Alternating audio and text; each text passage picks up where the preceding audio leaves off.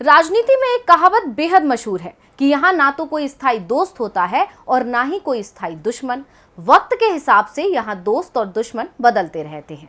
Party को जहाँ फायदा दिखता है वहीं नए दोस्त बना लिए जाते हैं और पुरानों को भुला दिया जाता है, और जब जरूरत पड़ती है तो फिर से यू टर्न मार लिया जाता है, जिसे आम भाषा में अब घर वापसी भी कहते हैं। और ऐसी ही एक दोस्ती में अब दरार पड़ती नजर आ रही है, और वो दोस्ती है बीजेपी और जेडीयू के बीच की। बिहार में लंबे समय से ऐसा बहुत कुछ देखने को मिल रहा है जिसने सियासी पारा गरमा दिया है, या ये भी कह सकते हैं कि बिहार की सियासत को दिलचस्प बना दिया है। ऐसे में कई सवाल हैं कि बिहार की सियासत में अब क्या आया मोड़? क्यों जेडीयू बीजेपी की दोस्ती में आई दरार? क्यों दोनों के अलग होने की लग रही हैं अटकलें? ऐसे और भी बहुत से सवाल हैं जिन पर हम करेंगे विस्तार से चर्चा आज की स्पेशल रिपोर्ट में। नमस्कार, मैं हूं अंशिता श्रीवास्तव। तो आइए जानते हैं कि बिहार की सियासत में क्यों मची हलचल।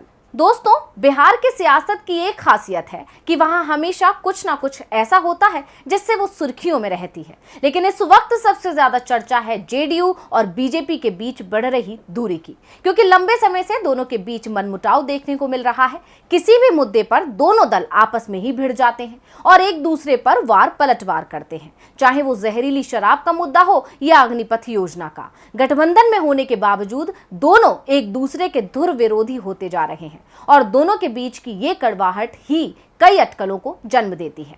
बता दें कि 2017 में एनडीए में सहयोगी दल बनने के बाद से ऐसे कई मौके हैं जब बीजेपी और जेडीयू के बीच तकरार देखने को मिली है।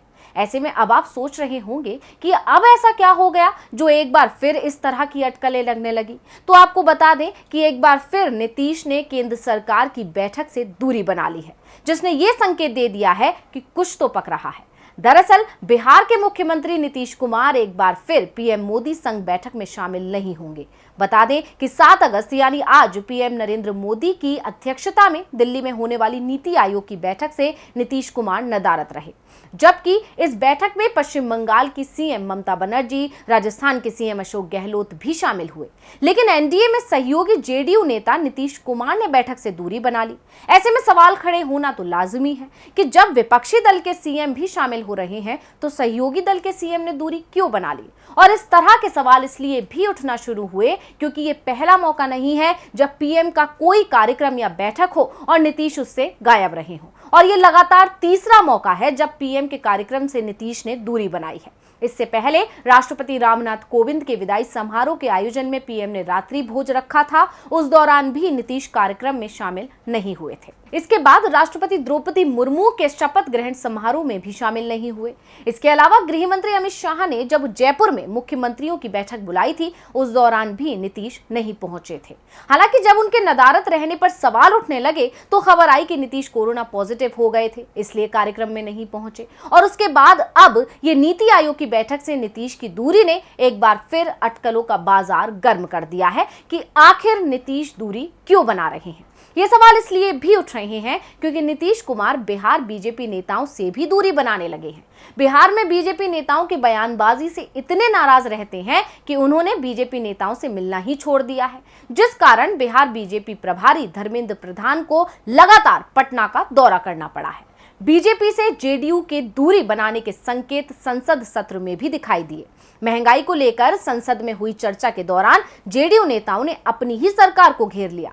एक तरफ जहां बीजेपी के तमाम नेता लोकसभा और राज्यसभा में दावा कर रहे थे कि महंगाई तो कहीं है ही नहीं, सिर्फ विपक्ष को ये दिखाई दे रही है, जनता को नहीं दिख रही है, तो वहीं जेडीयू ने विपक्ष के दावों को सही बताते हुए कहा कि महंगाई तो है और जनता परेशान भी है। मोदी सरकार को जनता को राहत देने की कोशिश करनी चाहिए। साफ है, जेडीयू किसी भी मुद्दे पर बीजेपी का बचाव करने को तैयार नहीं है। इससे पहले अग्निपथ योजना को लेकर भी बिहार में जमकर प्रदर्शन हुए थे। प्रदर्शनकारियों के निशाने पर बीजेपी के नेता आ गए थे। बीजेपी कार्यालय निशाना बनाया जा रहा था, लेकिन नीतीश कुमार खामोश थे। बीजेपी के प्रदेश अध्यक्ष संजय जायसवाल ने तो अपनी ही सरकार को कटघरे में खड़ा कर दिया था, लेकिन जेडीयू ने संजय जायसवाल को ही खामोश करा दिया। सत्ता की मजबूरी के चलते बीजेपी नीतीश को हटा नहीं पा रही है, तो दूसरी ओर नीतीश कुमार भी बीजेपी नेताओं के दबाव में सत्ता चलाने को तैयार नहीं दिख रहे हैं।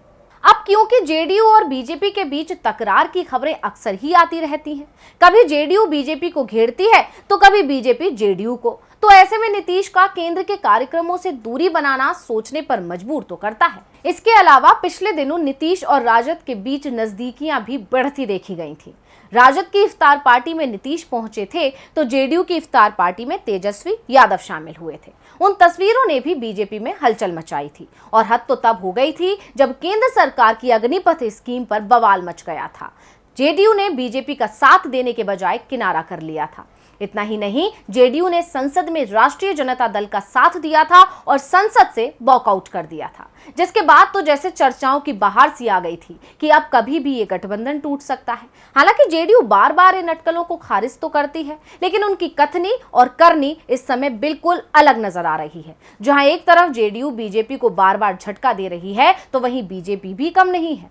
बीते दिनों बीजेपी ने बिहार में राष्ट्रीय कार्यकारिणी की बैठक बुलाई और उस बैठक में पार्टी अध्यक्ष जेपी नड्डा ने ऐसा बयान दे डाला जिसने सभी को हिला दिया। दरअसल जेपी नड्डा ने कहा था कि अगर भाजपा अपनी विचारधारा पर चलती रही तो देश से क्षेत्रीय पार्टियां खत्म हो जाएंगी।